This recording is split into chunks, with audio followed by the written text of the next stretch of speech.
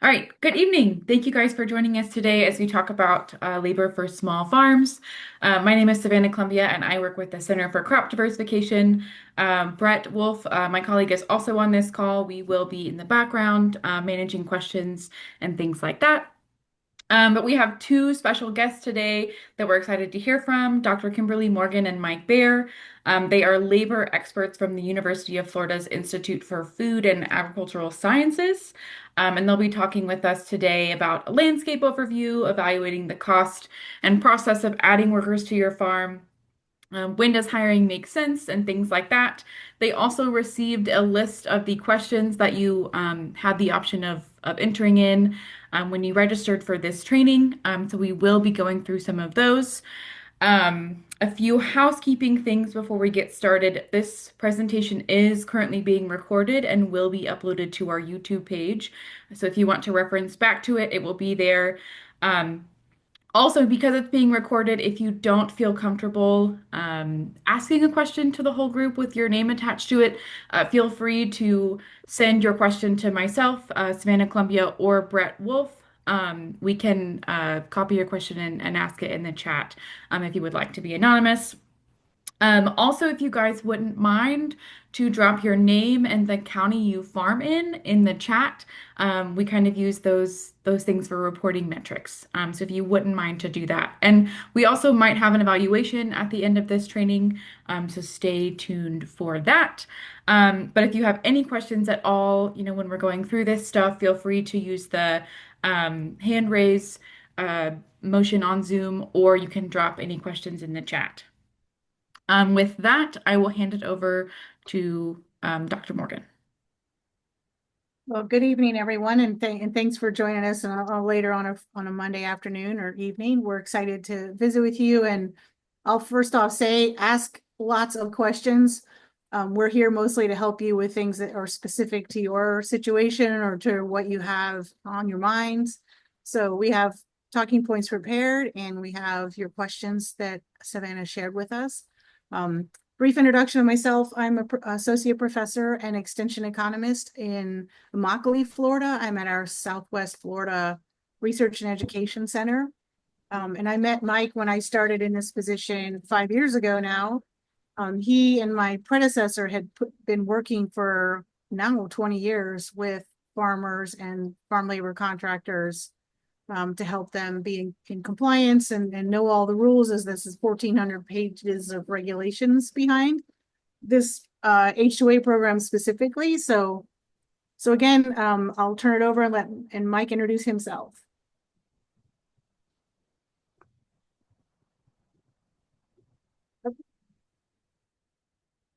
Can't hear you, Mike. Mike, you're on You're mute. muted. You're muted, Mike. I guess it would help to unmute. Anyway, thank you all very much. Thank you, Kim. Thank you, Savannah. As she said, my name is Mike Baer. I've been working with the IFAS portion of the University of Florida for quite a few years, working on their farm labor supervisor program, which is to try to educate and provide needed information to agricultural employers.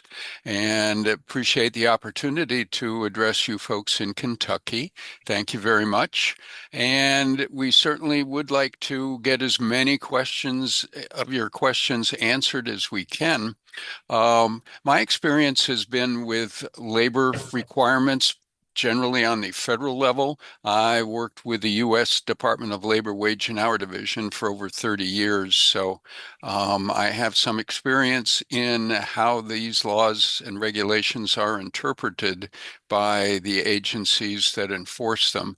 And much of my experience has been with agricultural employers. So if you have any questions while we make this presentation, as I said, yes, please do holler them out. Let us know what they are. We'll be happy to look at them as we go. And as I said, we received a bunch of questions that had been submitted when you all registered, and we decided why not take a look at those first before we get into the rest of our presentation. Like your first question, that you need to decide if hired help is a good choice for your operation.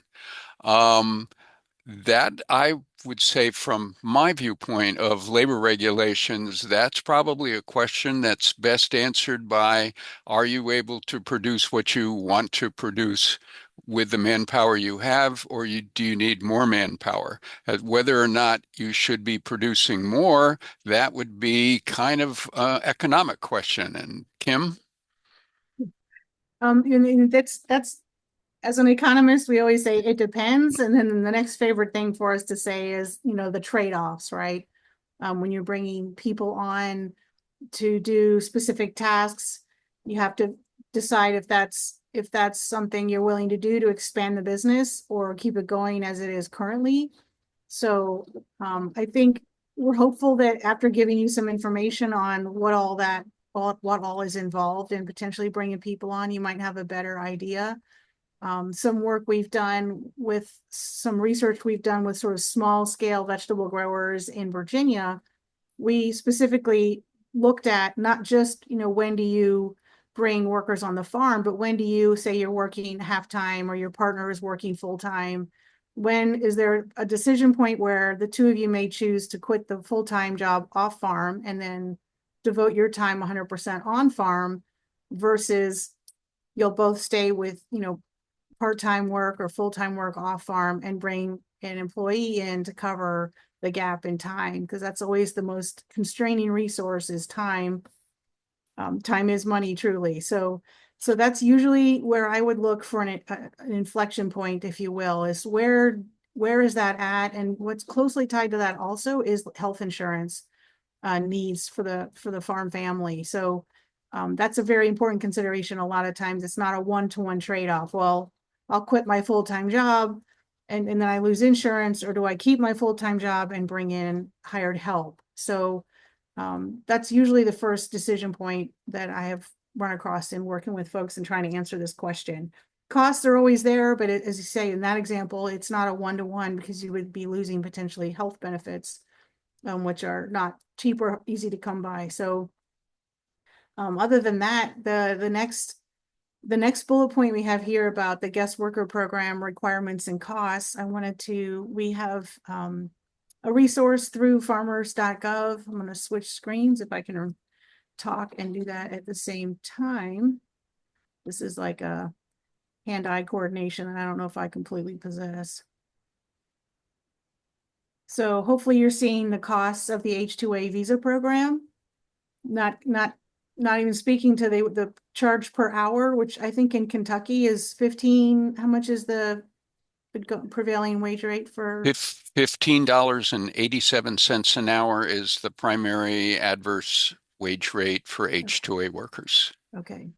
Right. So that's the wage rate. But before you even get all that going, this comes right from the H-2A visa program for temporary workers, the official government site to help farmers think through this decision. In Florida here, we've seen almost all of our employers go towards the H-2A program just to ensure they have access to help, because we have a large number of specialty crops and nurseries that we grow here. So Mike, if you have specific things you want to point out Well, here, this is the list. and probably all of these things, these are only estimates of the costs, and as real life tends to be, the actual costs will no doubt end up being more because unexpected circumstances can make them increase. Some of these fees need to be paid up front. In fact, virtually all of these, except for the miscellaneous costs at the bottom, virtually all of them end up being need to be paid prior to the worker actually starting work. The continuing extra expenses are, as at the bottom, can run, as it says, between 9 and 13,000, and this is the ongoing extra expenses while the workers are here. For instance, you have to pay their housing costs while they're here, as well as their ongoing transportation costs while they're here. And during our presentation here, we will be going into a little bit more detail about what exactly are all of the extra expenses that are in the H-2A program. It costs money to apply to the Labor Department and to the Department of Homeland Security and the Department of State and whatnot to get the visas.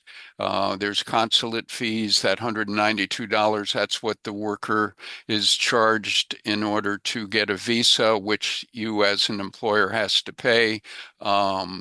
Where it says the border stamp fee, that's just to get into the country. The worker will have to pay. And again, that's something that has to be reimbursed. If you utilize an agent to do all this work for you, that agent would have to be paid the transportation to get the worker from their home, not just from the country, but from their home in the country to your workplace.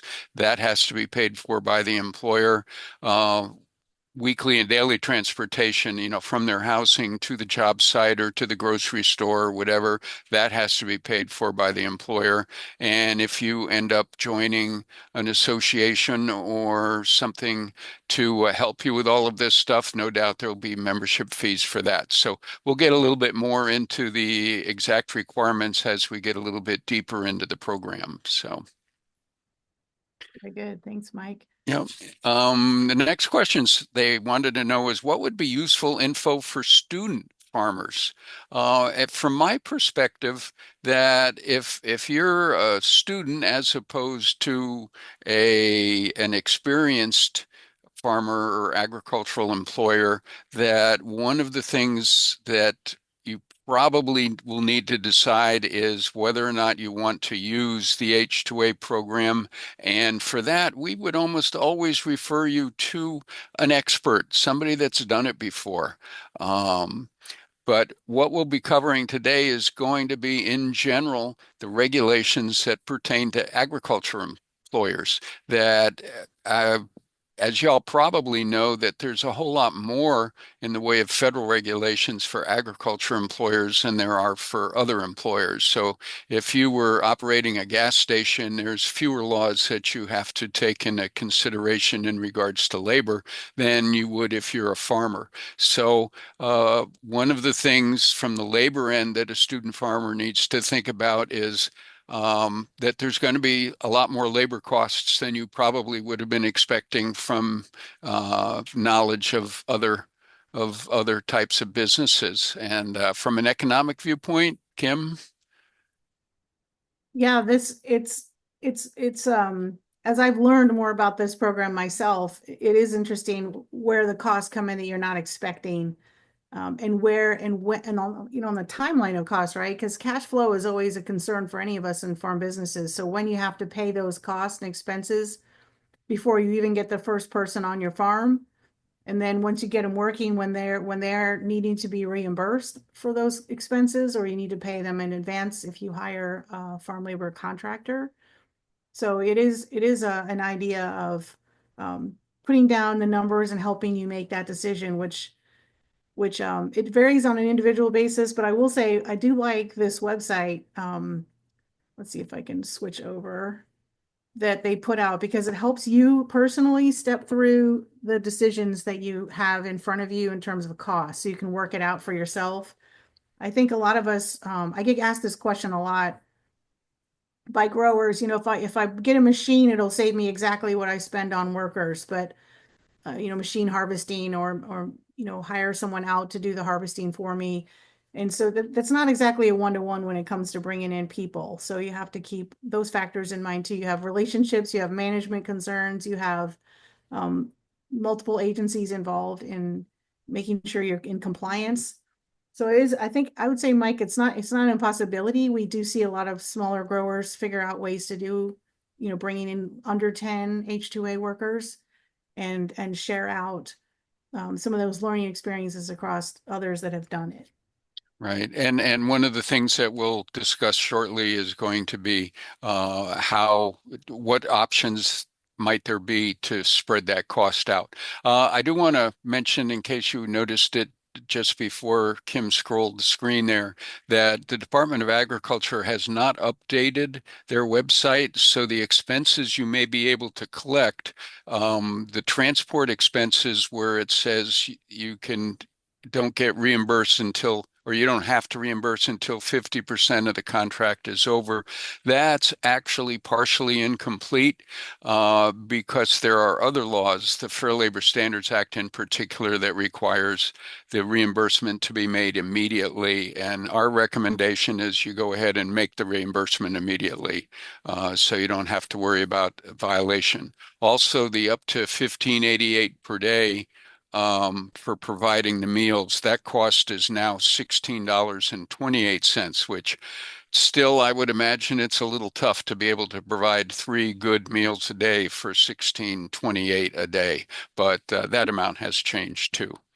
So, um, Can I ask a general sure. question? Kind of, it relates to the several questions that have come up, and I think it's a through line in you're kind of evaluating whether or not you can hire someone locally versus maybe participating in the H-2A program.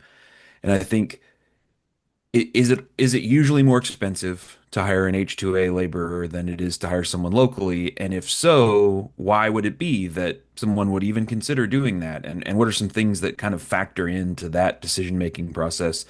Like I've decided I need to hire somebody.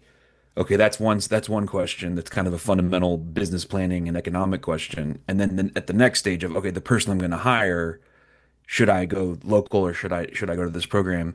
Can you just talk through some of the broad stroke considerations associated with that decision making? Sure. Probably the biggest reason for wanting to hire H2A or to go use the H2A program is the dependability of the workforce. In other words, with an H2A worker, they're allowed into this country only to work at the job that's listed on their job order. So you as the employer say, I'm hiring this person to work until October 15th to plant and harvest tomatoes. And that's what that person can do. And they can't do anything else. They have to do that. And they have to work, it's a contract, so they're contractually obligated to work until the ending date on that contract. And if you hire locally strictly, to the best of my knowledge, Kentucky doesn't have any particular laws pertaining to contractual requirements for employees or an at-will state. In other words, that an employee works at the job at the will of the parties. Either employee or employer can stop it at any time. So the biggest problem I understand that comes up is that uh, agricultural employer wants the workers until the 15th of October, but the employee says, oh, I'm going to get 15 cents an hour more if I switch over to McDonald's in the end of July. So that's what I'm going to do. And away they go. And there's absolutely no reason why they can't do that. It's perfectly logical that they might go someplace for a raise or to get out of the hot sun or whatever the reason, whereas an H-2A worker does not have that option. An H-2A worker can only work for that one job that they have signed up for. And if they don't want to do that, their only option is to return home to whatever country they're from. Um, and since probably the overwhelming reason that these folks come under the H-2A program is that they want the money. That the money they earn is significant for their lifestyle and to support their families in their home countries. So they're gonna work until the end date. That they can't be hired away. They can't go next door for another 15 cents an hour. Um, and that, in my mind, seems to be the major problem. When you also have a season for the crop that um, comes at the end of one season is still the beginning of maybe another season. So a worker who wants to work in agriculture year round isn't going to stay in Kentucky until October 15th. They need to get to Florida the end of September because that's when Florida's season starts. So it's not that they're leaving for a better job or to go next door or whatever. They need to work all through the winter, and the only way they can do that is by coming to Florida in September. So they can't stay until October, and they leave. Again, an H-2A worker does not have the ability to do that. So, Kim, have you noticed any other reasons that you think are significant for why you take H-2A? Yeah, I mean, you hit on the big ones, and when you talk about risk management, the first thing you want to do is reduce variability or shocks, where you wake up and everyone that was working yesterday is packed up and headed to Florida. So that's the biggest thing, is to reduce that variability, is why our growers are going ahead and investing in H2A, having folks there. I've heard all sorts of tales from growers where a migrant workforce will, that's been coming for years. Well, now the kids got to get out of school, so they have to leave early to pick them up. And in specialty crops, when you can have 100% drop in market price for specific tomatoes, cucumbers, or what have you, you just can't wait till tomorrow and say, oh, all right, you can go home and we'll catch up tomorrow, because the price will drop 50%, 60% just overnight. So in the face of that market price variability, having a secure access to labor makes that 100% worthwhile. What you see on your screens now is the government website that goes through what seasonal jobs are out there. And to give you an idea, if we were to look on that and under location, if we were to put Kentucky, um, and then you'll see how many jobs. 1,000, what does that say? 1,053. 1,053 job announcements are currently out there for temporary jobs in Kentucky. Um, and each of those announcements may have more than one position. I believe that we saw that Kentucky has been like about the number 11 in the country as far as the number of H-2A workers that come in. So it is a popular program for Kentucky. And this, by the way, what you're looking at is one of the things that if you are an H-2A employer, you need to put your job order on here. And what you're about to see is what a agricultural job order looks like. That it contains the how many workers are needed, what the job title is going to be, what the date of the intended employment is. Um, this Whoever this is going to have their job through January 15th, which into the winter. And they're estimating that it's going to be 40 hours a week. And then the job duties are there. And there's a real, maybe a trick to this. I don't know if a trick is the right word, but it's you need to make sure you get the job duties accurate in here, because the workers can only work on what you've written in there. They can't do anything else. So if you forget something, you can't use the workers to do that which you forget. Maybe you forget to put the word cut in, which all of a sudden it means that the workers can't cut your tobacco, and you're stuck because the workers can only do what they say listed in the job duties. Below that, then you have what the wage offer is. That wage is tied in again to the adverse effect wage rate, which for Kentucky is currently 15.87. They do the Department of Agriculture does a survey, and that will generally change every January. And there is some matter of dispute as to exactly how well they do those The longer he hasn't surveys. voted. And and whether or not it's an accurate, but at the moment you're stuck with whatever it's listed as, that's what you got to pay. And by the way, if it does go up while the worker's here, you have to pay the increase. So, and if you're going to pay a piece rate, then there's also room to put in the piece rate. Further down the form there, by the way, is lots of areas to go into more detail about what the piece rate is and so on and so forth. Then you have to list your minimum job qualifications. This is important because this applies not only to an H-2A worker, but also to a U.S. worker. The law requires an employer to hire any qualified U.S. worker that comes in up to the 50% point in the contract. So if you put like there's no experience at all required here, anybody that walks in off the street, you're required to hire regardless. So on this, they need to have 3 months working in agriculture, preferably tobacco. Which isn't too bad, but it means that anybody that comes in that's had 3 months of experience and can lift 50 pounds, you're required to hire. It's not a, you can't, any other decision or any other facts don't enter in your decision in this case. It's, you got to do it. Um, then they give the location of the employment. The thing to note here is that the H-2A worker can only work at the place of employment that you list. If you have more than one field, there's an attachment where you list all the other fields at. So if you don't have it listed, they can't work there, which means that they can't go work for your neighbor. You know, just this doesn't work. So.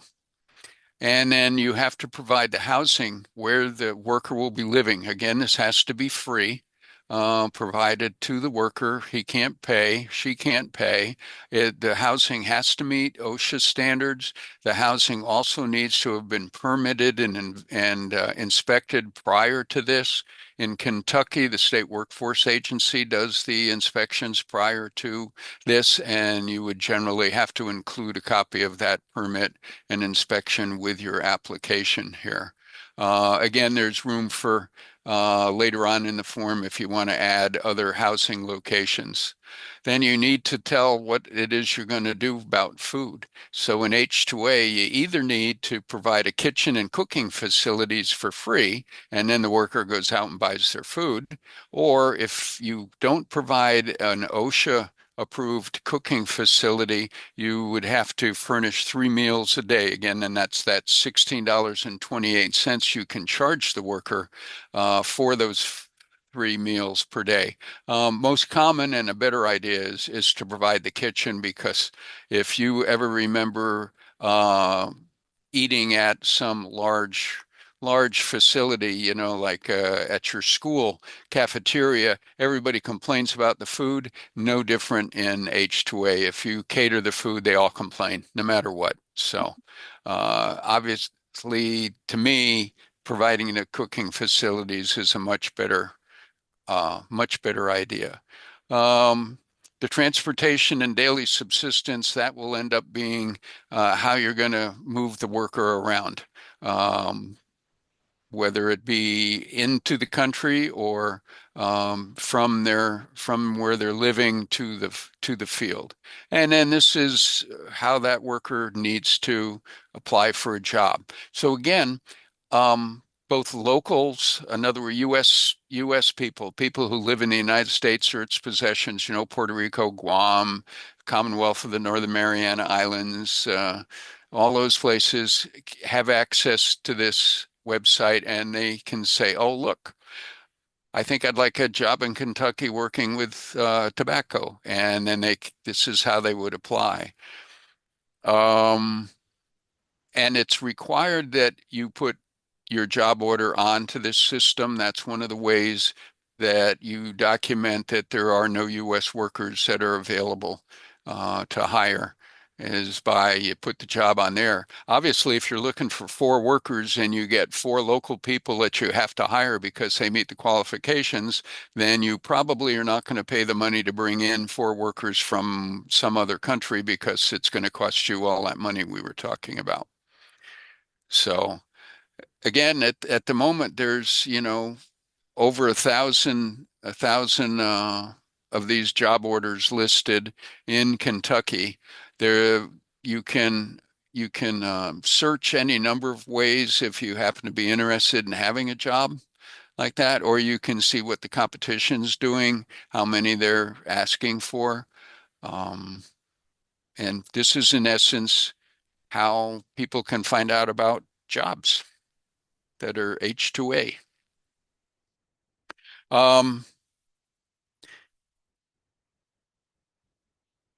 So let's see, thinking about hiring the first worker for your startup, um, that's, you know, again, it's going to be a lot of it is going to be, can you afford to do it, or can you not afford to do it?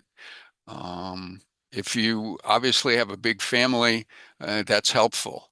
So you might think, does everybody have to comply with all these laws? And the answer is no. There is an exception from the regular federal minimum wage, which is the minimum wage applicable in Kentucky to jobs other than H-2A. It's 7.25 an hour.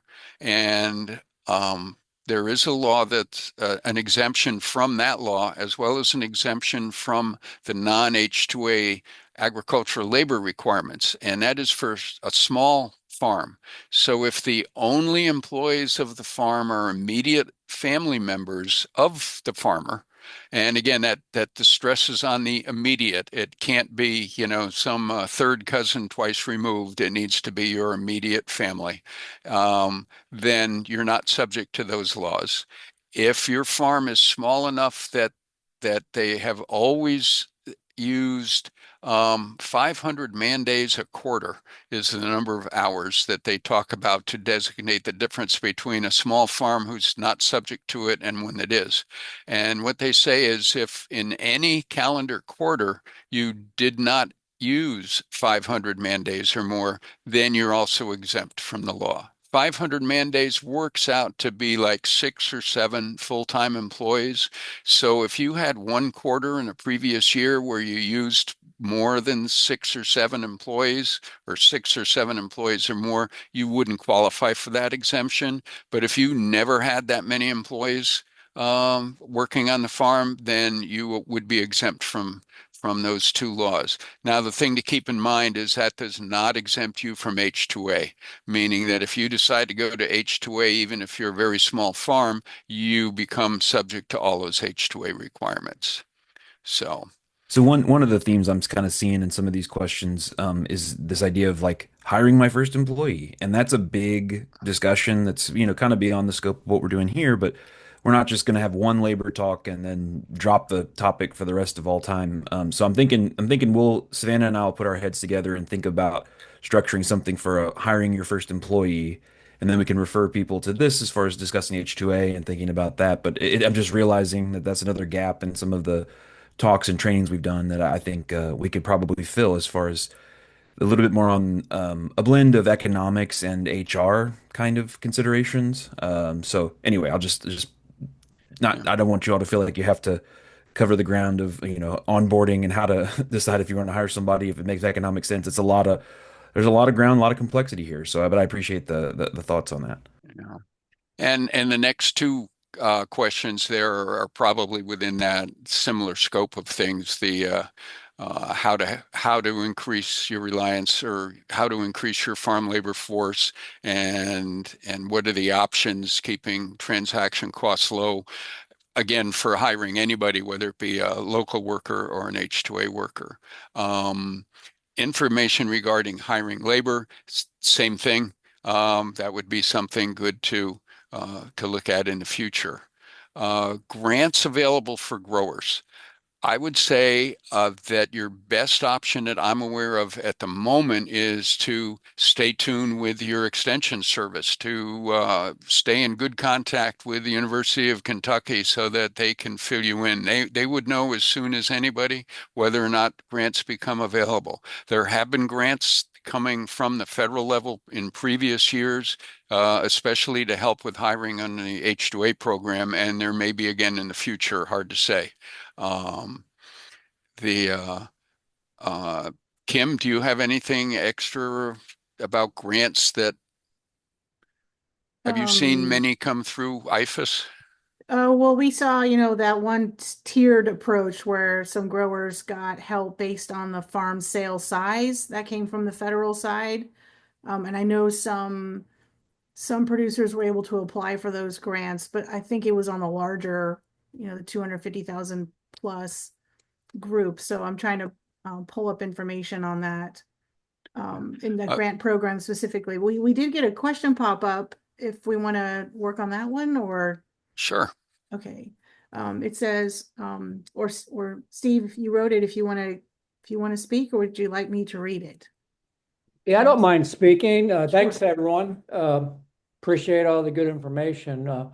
I'm not actually a grower in Mason County and inundated with invasive honeysuckle, and I'm more of a woodland. I run some cattle and some sheep, but I've got some real hilly ground that I'm 61 years old.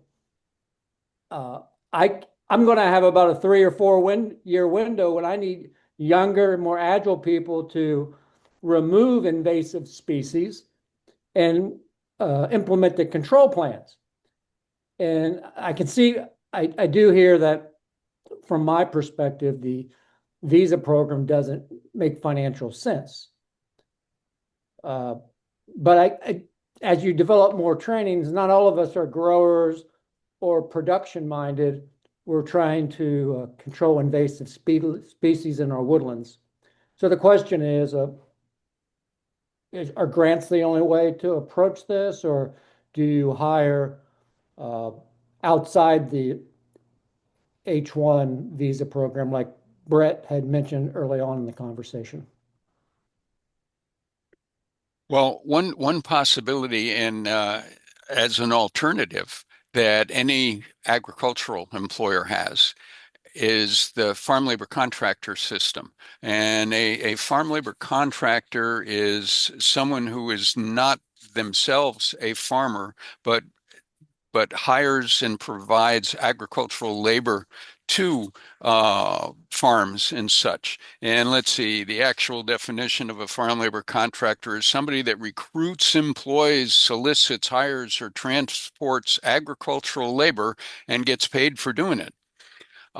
So a lot of farms who don't have the ability to have a workforce large enough to meet their needs when they need them will go to a farm labor contractor. So a farm labor contractor will have multiple clients and provide workers to whole bunches of farms depending on when they need them and how many they need them and so on. So a lot of the flexibility that you don't have as an individual employer, a farm labor contractor does have.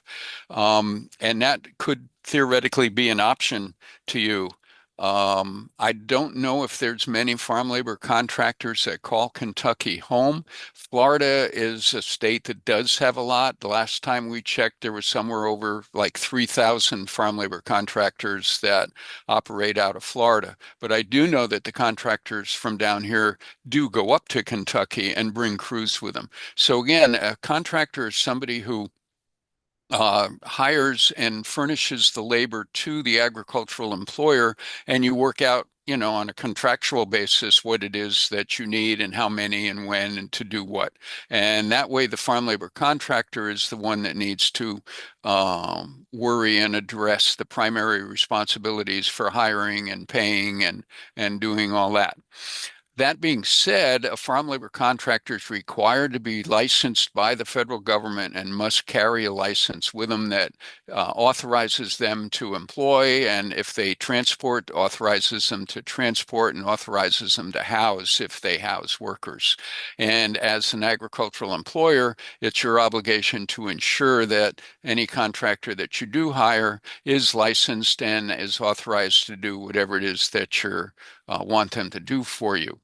In addition, a farm labor contractor can be an H-2A employer themselves, so that because they have the same difficulty hiring employees as everybody else does, and there's many of the farm labor contractors in Florida are H-2A employers also. So that would be a possible alternative. I don't know though. I think in Florida there's some specialty contractors who deal with invasive species. I've seen it in the waterways and lakes, companies that do nothing but provide workers to clear out the non-native species from lakes. And we have a lot of water in Florida, so we have a lot of lakes here. And whether or not that's the same kind of thing for invasive species on land, I don't know. But again, going to a contractor, a farm labor contractor, is conceivably an alternative. The biggest question you would need to answer, Steve, would be is what the job that they are doing, would it be considered agriculture? So that's something that as you get to the point where you need to make that decision, you'll need to make sure that if you do use H2A, that's what it's coming under is agriculture. And by the way, that's agriculture is defined by the various labor laws as well as the IRS. So Second, if it turns out, by the way, that it's not considered agriculture, then there's another program called the H-2B program, which allows workers to come in from foreign countries on a temporary visa to work non-agriculture jobs. For instance, in Kentucky, with the horse industry, raising horses is considered agriculture. So you'll find agriculture H-2A job orders for barn attendants that are under H-2A, and they work for a farm that's raising horses. They're under H-2A. The same exact job for a racing stable, though, is not agriculture. So the same people come in under H-2B. And so there's a lot of positions on both sides in Kentucky. So there is options for you anyway on that contractual basis. So. Yeah, I just looked at a job description, and it includes the worker would be preparing barns, preparing land for planting, draining fields, maintenance of tools and equipment, and other work related to growing crop and activities for which the worker was hired. So there are actually several jobs on here that are more related to taking care of the production land. And I think, I know we have all the pine straw harvesters. I'm not sure up in North Florida in the Panhandle if they bring H-2A or not to do that, but I just wondered if you knew, Mike, but I see a lot of folks come in and do that occasionally. And actually, as I recall, pine straw has been an issue that they have debated over the years as to whether or not it's considered agriculture or not agriculture. And I don't remember what their final reason was or what their final decision was on that. Raising cattle, by the way, sheep, horses, cows, that is agriculture. It's the clearing the invasive species from a natural area. That part is the one that may or may not be agriculture. For instance, harvesting, I believe harvesting Christmas trees that are growing wild out in the forest is probably not agriculture, but if you have a Christmas tree farm and you're raising the trees, then it would be agriculture. So there's can be a lot of back and forth on that kind of stuff. So I think I have that right. So it is something you probably, at the time you're deciding, you should check that out to make sure you use the right program.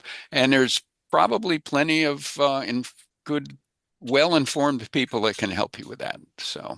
Yeah, thank you very much. Very, very good answer. Thanks. Oh, okay, you're welcome. We have some more here in the chat. If you want to, Cynthia has shared with us. You want me to read them, Cynthia, or do you want to bring your voice? I can do it either way. Okay, these are sort of a collection of good questions, but I think, Mike, you can wrestle them together for some answers. So is insurance or fringe benefits a requirement, such as sick day or vacation, or a subsidy or allotment for healthcare? And in that same vein, are health certificates, tetanus shots, or other preventative medical care a requirement, or can it be a requirement? And then related to that, certifications such as pesticide applicator may be a requirement by a farmer. Is that something a farmer can request? Okay. Under the fringe benefit, the only, and it's a stretch to call it a fringe benefit, but workers' compensation is required for an H-2A employee. So if the state of Kentucky leaves it as an option for employers, if you have H-2A employees, you have to have a workers' compensation program. You do not need to provide private non-work related insurance for it, for an H-2A employee. As far as licensing of things, if the job that you're going to fill has a local or federal requirement to have a license for, such as pesticide application, then you can put that as one of your requirements, that whoever gets hired either A, has to already possess a pesticide applicator license, or B, be able to obtain one within the first week, or however quick they would need to do it for you. So like the worker protection standards that require the education about pesticides and whatnot, that's something that needs to be presented to the H-2A employees, just like you would any other employee. That for all U.S. and Kentucky labor laws that are out there, they all apply equally to an H-2A employee. That they're not exempt from any of those. In fact, when it comes to taxes, an H-2A employee is liable for income taxes too, and they're supposed to file an income tax return. You may not have to deduct it from their pay. That that's optional, but the worker does have to be responsible for paying their taxes on what they earn from you. And I understand that given that they have to have a social security number, um, that it can be tracked and that immigration will in fact track whether or not this person filed an income tax return in 2 years previous or whatever when that worker applies for an updated visa to come in for another year, that sometimes that is checked so that they actually have tried in the past to track that.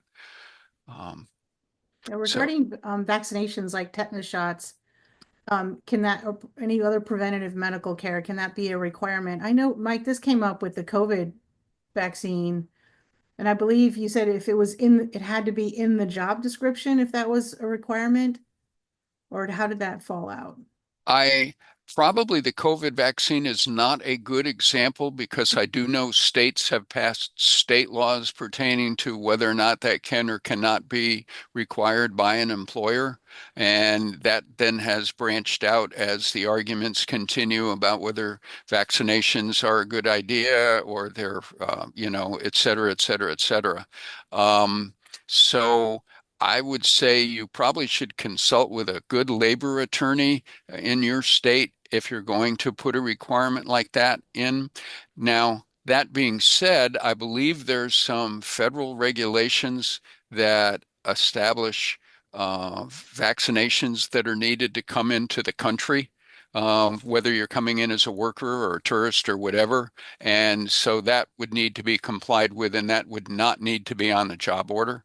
I think during the pandemic that there was a requirement that you needed to be vaccinated for COVID to come into the country, and again because it was a governmental requirement, it did not need to be in the job order.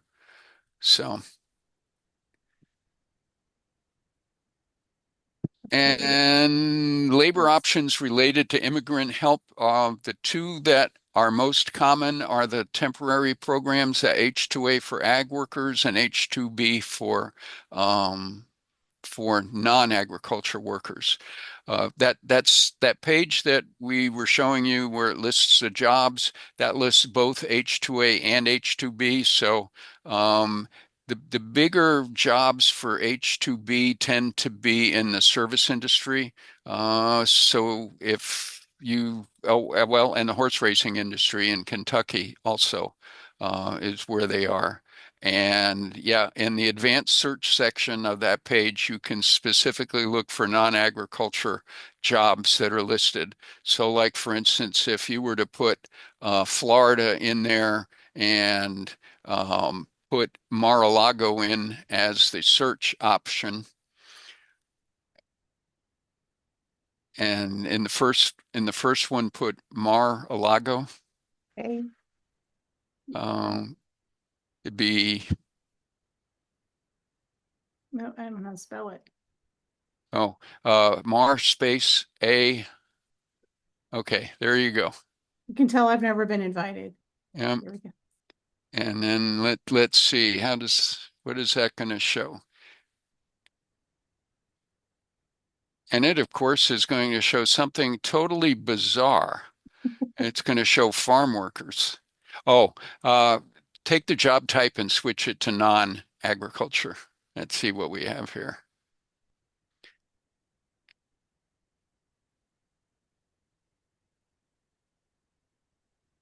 anyway, what this shows is all of the different things in Florida that end up being it. What I was hoping is it would show is the President's Club uses the program too, and so you can see that how they list things out. It's just interesting. It's nothing obviously that you need to know. It was just Florida and most tourist areas around the country use this program because of the difficulty, same difficulty that ag labor has, is finding people that are able to work for the full time that's needed. So, does that pretty much take care of the questions on that list, I believe? Yeah, there's a couple in chat. Cynthia's continued to note. On the job description, I'm guessing would we need to be able to list that they are able to lift 50 pounds, able to tell color, FAMCHA scoring, able to fill out documentation in English, and then she mentions What um, what you all need to make sure you do in the job description is, one, put in only what you need for that job. Don't get too carried away and put in other things. But make sure you do include everything you need, because again, if you leave something out, an H2A worker can't do it because it's not in there. If you put too much in, what you may suddenly discover that you've done is to include people that you hadn't planned on having as H2A workers, but you include them in that broad category. And excuse me, and all of a sudden you end up having to consider these local workers that as being H2A workers, and you then have to pay them the higher rates of pay and pay all the transportation and housing and all of that kind of stuff. So you do need to make sure you make it broad enough to include everything they might do, but not so broad that you'll end up having people that you don't want to be included within the group of H2A workers at all. That's it's not a trick, but why, if you're new at it, you could use some good experienced help to go over what it is that you should do when you apply for jobs, or when you're advertising, not applying, when you're advertising for jobs. So, uh, you have access to whole lots of documents that I believe are going to be sent out to you if they haven't already been sent out. And this particular one comes from the Department of Labor, and it's just a very general guide to all of the various labor laws that the Labor Department deals with in regards to agriculture workers. For instance, you have the FLSA, which is the minimum wage, overtime, and child labor law. You have MISPA, the Migrant and Seasonal Agricultural Worker Protection Act, which applies to all agriculture jobs. And you have the H2A and H2B laws. You have OSHA's laws, which are field sanitation, housing safety and health, as well as the heat safety requirements. You have IRS laws, you have Social Security laws, you have Department of Homeland Security laws, such as your I-9 forms and E-Verify. They all come into play. And you also could use all these agencies for information. One of the things that we've included is a list of contacts that you may wish to utilize that and links to various pages from the Labor Department, as well as some other agencies are listed on there. Also, don't forget to contact your state agencies, in particular the Extension Service from the University of Kentucky can provide you with all kinds of useful stuff. I think we have their main website down there. We had mentioned that we had mentioned that the University of Florida is working on a program and for educational services for farm labor supervisors, and we include an email address, flsp@ifas.ufl.edu for any questions relating to that. And we have the Wage and Hour Department of Labor phone numbers and addresses for you on there also. Wage and Hour is the agency that handles all of the compliance end of things once a worker is here. They're the ones that handle all those requirements and regulations. Another branch of the Labor Department, ETA, is the end of the Labor Department that handles all of the application for both H-2A and H-2B.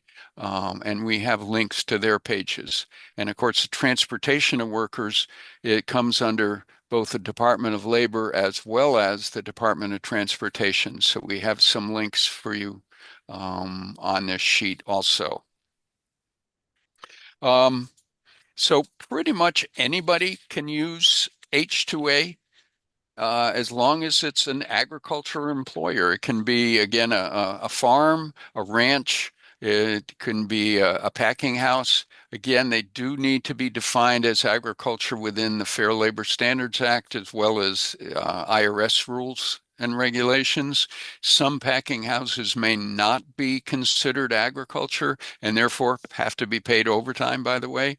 And you know, that's a good example, thinking of racehorses, that the ranch where they're raised, the grooms don't have to be paid overtime.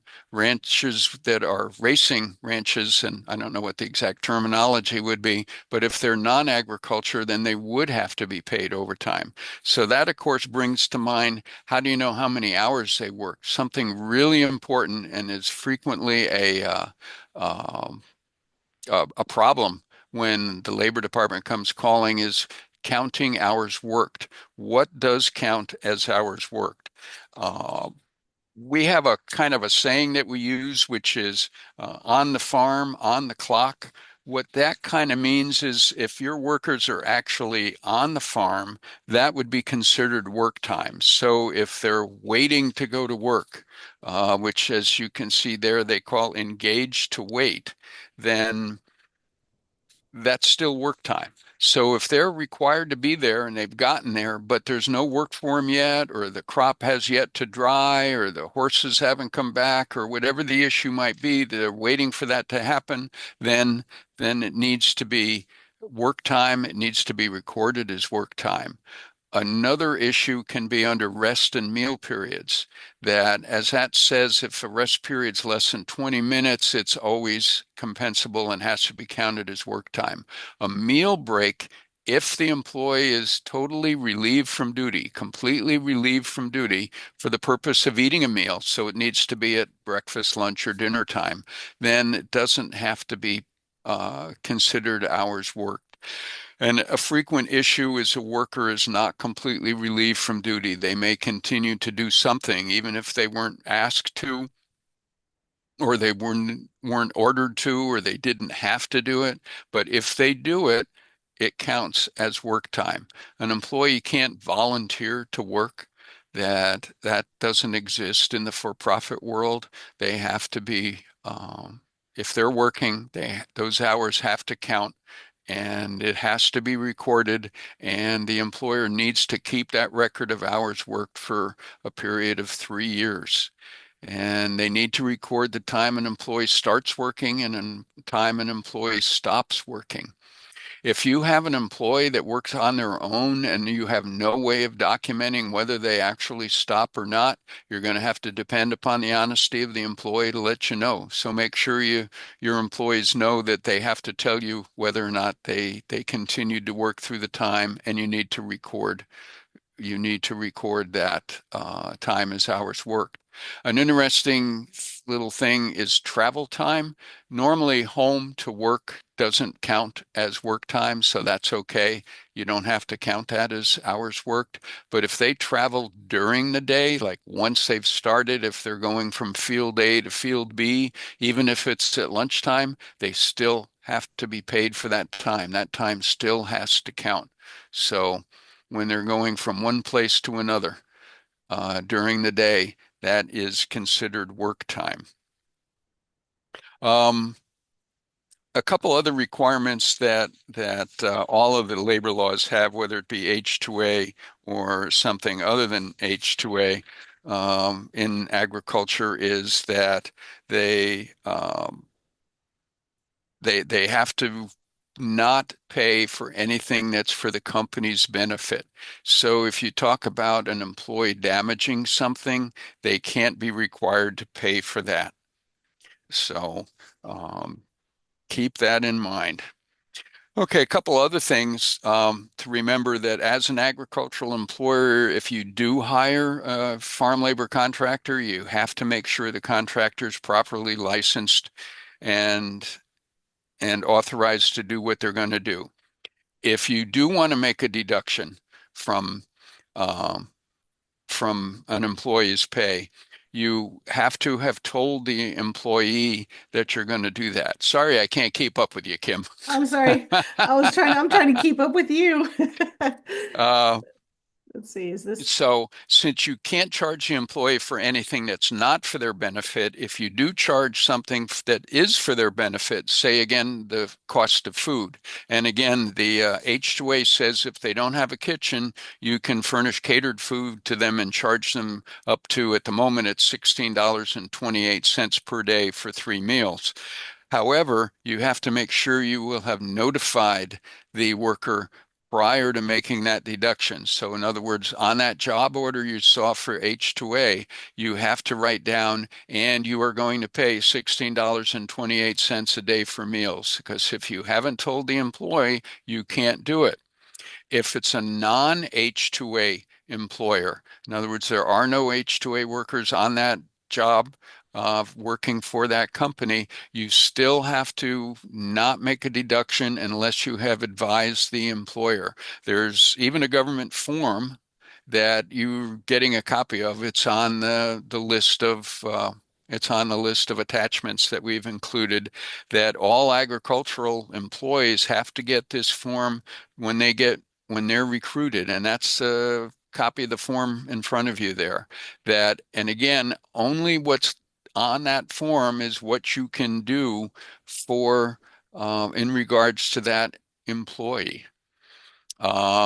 Where they're going to work, what the period is going to be, what the wages are going to be paid, is there workers' compensation, how to go about handling that, any other benefits, if there's going to be any housing, if there's any kind of work stoppage, etc. This all needs to be given to the worker prior to when they start to work, and it actually says at the time of recruitment, which may be when they get hired. It depends on how they got recruited. And yeah, the form's available in multiple languages, and you can find it off of the website that we gave you, that address is for, that are listed on the attachment that you have. So you can't deduct anything that's not on there. By the way, you have to pay on time. The law actually does establish what a regular payday. It says you can't pay any less often than every 2 weeks, I believe it is. If the employee pays the employer for anything, even if it's not listed on their pay stub, it's still considered a deduction. So for instance, say you sell them soda out in the field. One, you can't charge them for it if you haven't disclosed it to the worker. If you have disclosed it to the worker, you can't make a profit off it. So if you bought those at your Winn-Dixie for 25 cents, you can only sell it to them for 25 cents. You can't make any money off it. Again, if it's sold by an employer, whether it's listed on the payroll or not, it comes under the terms and requirements for deductions. So you can't make a profit, has to be disclosed. And that includes both H2A and non-H2A workers.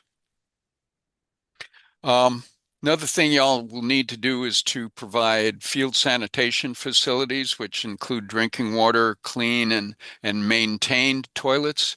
The company may come, once or twice a week to do it, but you need to check the toilets in between those to make sure that they're clean, make sure there's towels for the hand washing water.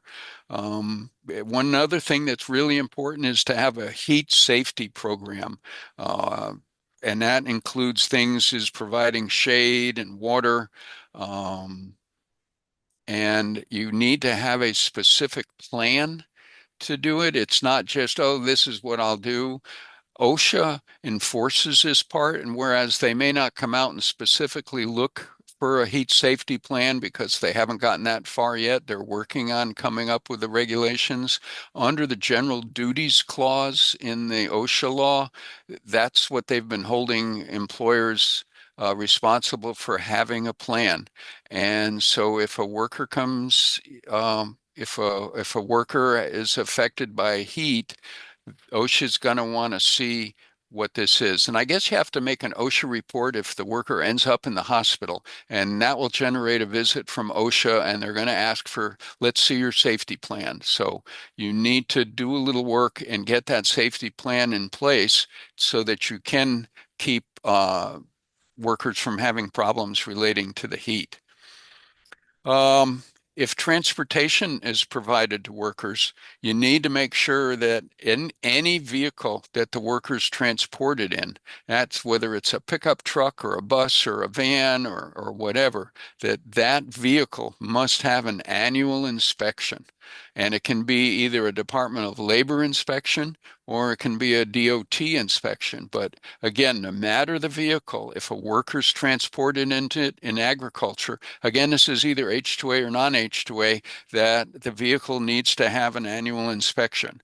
Plus, if it's a DOT vehicle, a vehicle that DOT can supervise and regulate, such as a bus, you're required to have a daily inspection on it. And we'd certainly recommend it no matter the vehicle, you do a daily inspection so you can see what's going on. In addition, you need to have a proper seat for every passenger. You need to have insurance, and the insurance is right there. And there's the ag worker law actually gives a couple of choices that you can take. Probably the best choice is the $50,000 in property insurance plus workers' comp, which is option C. It's the most reasonable one, and because you're required to have workers' comp anyway, that's usually the one that's easiest to have. Option A and B can be considerably more expensive to have. But again, this is any vehicle that transports workers has to have the proper insurance. In addition, by the way, if the vehicle is operated by a farm labor contractor, that farm labor contractor's license have to have the vehicle listed as an authorized vehicle. And the license actually lists the vehicle type, the VIN number for the vehicle, and the dates that it's the authorization is effective on, and it'll also list how many passengers the vehicle's authorized to have. So again, that's if a farm labor contractor is operating the vehicle. In addition, the license of the vehicle, the driver rather of the vehicle has to be properly licensed for whatever that particular vehicle requires under your state law or DOT law. It can be, by the way, it can be a driver's license from Mexico. CDL from Mexico is valid here. As y'all probably know, there's been some issues recently about the ability to speak and understand English is being more stringently enforced by law enforcement. And it's highly recommended that if you're using an H2A licensed driver who's CDL, that you make sure you talk with your DOT consultant or with DOT or with your local law enforcement about specifically what are they going to require as far as English of a driver whose first language is not English. So transportation is something that's really important, especially, it's for the safety and health of the worker. But think of the potential liability. So you're going to be mitigating that liability by making sure that you have everything that's required. If you're using a farm labor contractor, something to keep in mind that frequently a farmer is held equally liable for the problems of a farm labor contractor. So if the farm labor contractor has an unlicensed driver driving a vehicle and there's an accident, there's going to be lawsuits because that's the way things are. And who's going to get sued? It's going to be one of those that everybody gets sued. So that's why it's very important for a farmer to make sure that the farm labor contractor is doing things correctly also. And in this particular instance, about making sure that the driver is properly licensed. If the workers are being provided with housing, whether it's H-2A workers that are getting free housing or it's a non-H-2A worker who may be paying for the housing, that the housing needs to be licensed by the local folks. In the case of H-2A workers in Kentucky, I believe that um, the uh, the state workers group, and I can't remember what they're called. It's a state agency that deals with workforce. That's it. It's the workforce agency is the one that does the inspection of the H-2A housing for workers. But if you're non-H-2A, but you're providing workers housing, then you still need to comply with the OSHA and local standards. And I believe we have included, yeah, here's this particular publication is discussing H-2A housing standards, but pretty much they're just the same as the non-H-2A housing standards. If you have any kind of control over that, then you have the responsibility to make sure it meets the required standards. If it's a non-H-2A employer, if there is no H-2A contract, a worker can be charged for the housing. But again, the same as the drinks and food, it can't be any more than that actual cost of providing that housing. So if you do that, you need to calculate the cost. I mean, it's easier to show that a soda from Winn-Dixie is 25 cents, but you have to go through for housing and figure out exactly what that housing costs before you can charge the worker for it. And again, this is non-H-2A. H-2A, free housing. And by the way, if there are local workers alongside or with the H-2A workers working for the same employer doing the same jobs, they are subject to all of the same things as the H-2A worker. They get the same pay, the same housing, the same everything applies to both the local worker as well as the H-2A worker. So, I don't know. We're starting to get kind of close to the end. So if anybody does have any last minute questions, yes, please do speak up. We do have Probably. one in the chat. Back when we were Okay. talking about uh, working hours. So Cynthia asked, can hours be changed, such as early morning and in the evening, or nighttime during cooler temperatures, or in the instance of weather conditions? I think, Michael, you referred to day, but can hours be changed as needed? Um, Yes, for both H-2A and non-H-2A workers, you can change it. What I've seen generally in an H-2A um, job order is something like just a little note that generally the hours are going to be, 6 a.m., between 6 a.m. and 4 p.m., but weather or temperature may require it to be slightly different. So that with a little warning, there's no reason why it can't be changed. For a non-H-2A worker, I don't think there's any restriction anywhere about changing the hours of work for an employee. Again, as long as they get paid for it, then the law is basically happy with it. So. And probably the biggest difference between H-2A and non-H-2A is going to be the pay rate. I mean, a non-H-2A employer only has to pay 7.25 an hour, whereas the H-2A employer has to pay more than twice that for the adverse effect wage rate. Um, $15.87 can be kind of a big chunk. And by the way, there is some other adverse effect wage rates, which apply to other than your basic field worker. And that is for people like bus drivers, supervisors, truck drivers. So if you're applying for your H-2A workers and that's what you've included in your job description, that you may get a note back or a phone call from the H-2A people that say, oh, you've done that. You either need to separate it out or you're going to have to pay everybody this higher adverse effect wage rates. So, but it's something to keep in mind that there is now a second set of adverse effect wage rates that apply to some people other than your normal workers.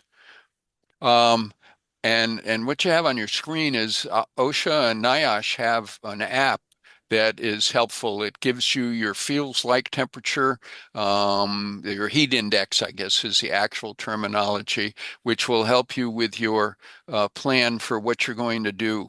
How often do you need to give breaks? Who should have a break? Use of the buddy system may start when you get to some specific temperature.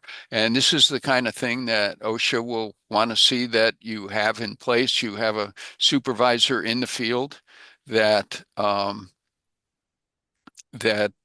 is there, that's watching the heat index so that they know what's going on in regards to that. We have a sort of related question with them, and this has come up with us because we have had a few hurricanes just the past few years.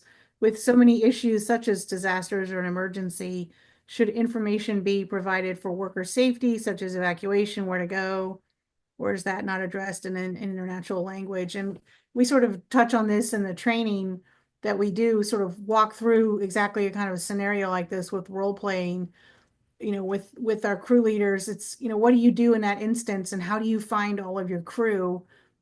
As Mike alluded to, our average farm size is 80 acres. Is that what you said somewhere, or was that earlier?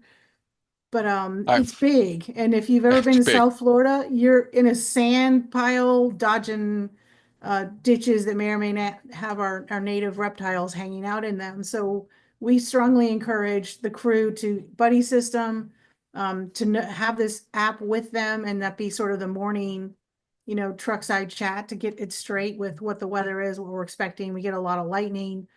So I think this is something that OSHA is going to expect is in your onboarding and your heat safety and your pesticide safety, and just, all the many things that can happen when you're out in the field, far away from, emergency services and the like. So it's one of those things, Mike, I don't know that it's necessarily required, but it certainly is something that we encourage our crew leaders to have and onboard. Right. One last comment about extra expenses for H-2A.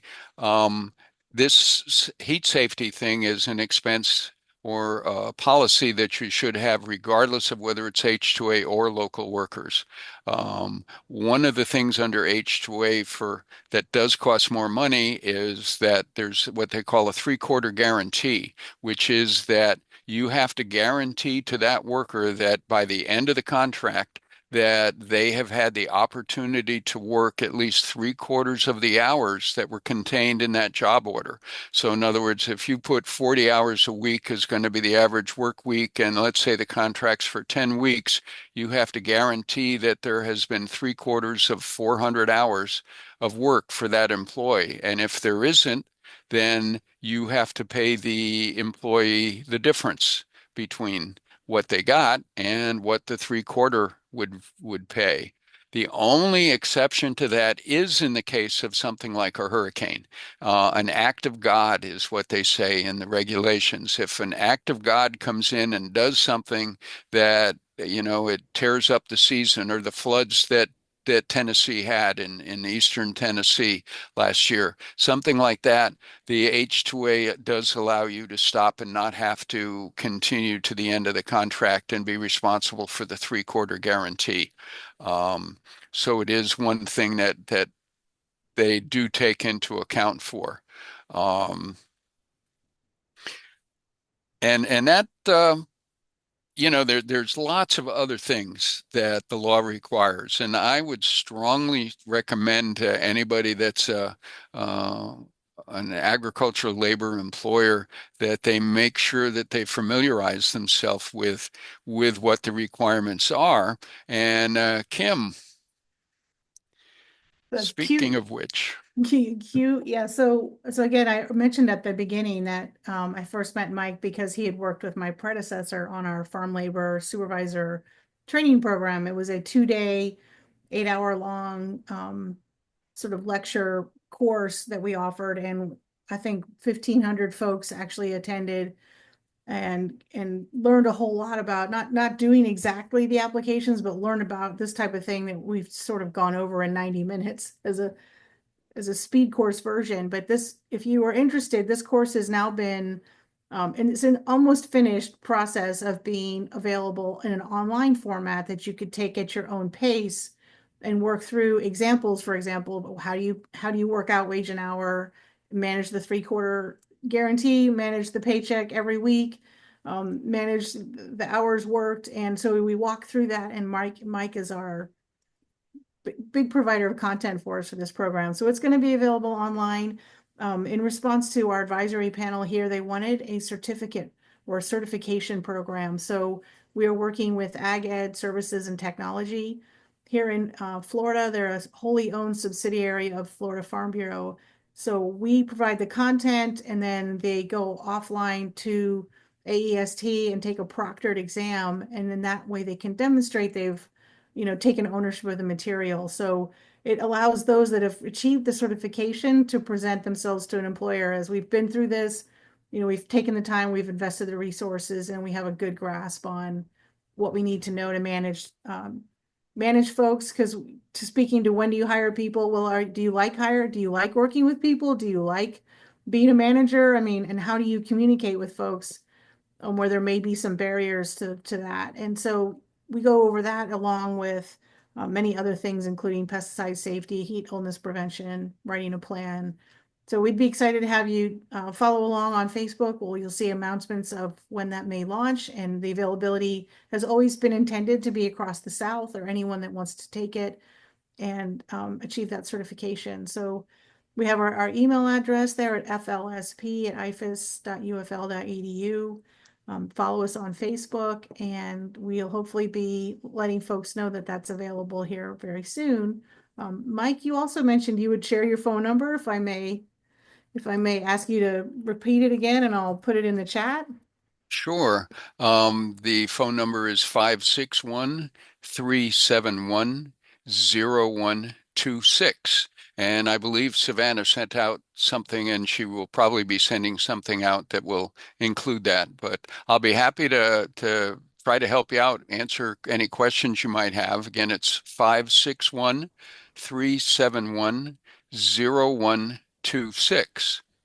And one thing I also like to add, that to get your questions answered, please do remember that you can call those agencies, and virtually all of the agencies are generally very happy to answer your questions. Some are easier to reach than others, but they all try.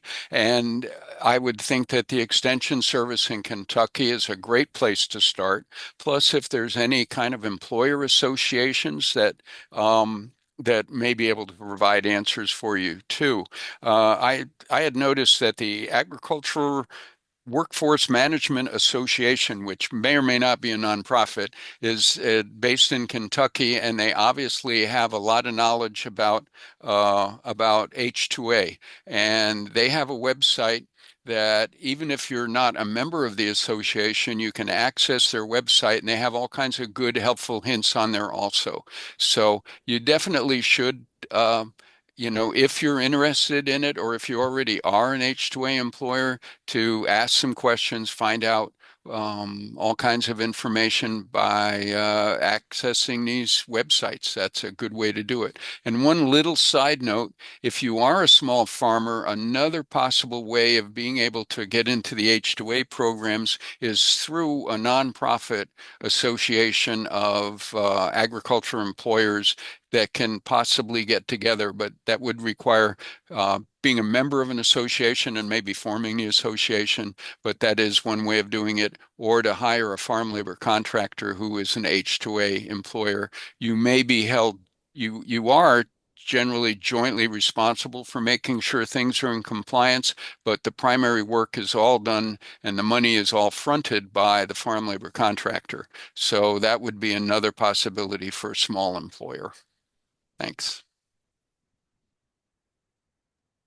Yeah, so I Yes. think this kind of wraps up our evening. It was really great to have you guys here, Dr. Kimberly Morgan and Michael Bear. I will stop the recording in just a second.